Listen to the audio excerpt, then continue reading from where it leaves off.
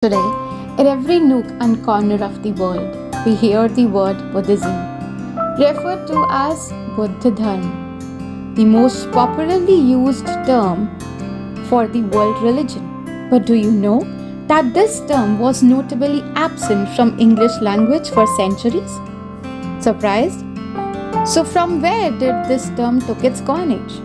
The teachings of the Buddha, known as Dharma, in ancient India spread across Asia long before reaching to the West. Europeans remained largely unaware of this spiritual tradition until the 19th century. In early 1800s, as the British Empire expanded, it encountered diverse cultures and beliefs. Many explorers and scholars began to send home accounts of Buddhism. These early reports often contained fragmented and sometimes inaccurate descriptions of local practices.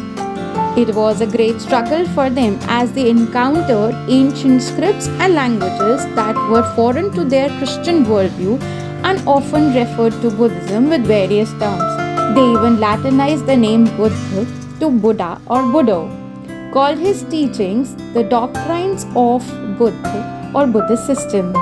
The lack of consistent term reflected their nascent understanding of this tradition.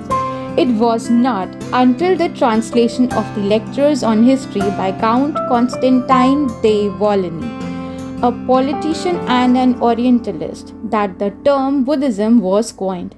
De Volney used Buddhism to identify the Pan-Asian religion that he believed was based on a mythical figure called Buddha.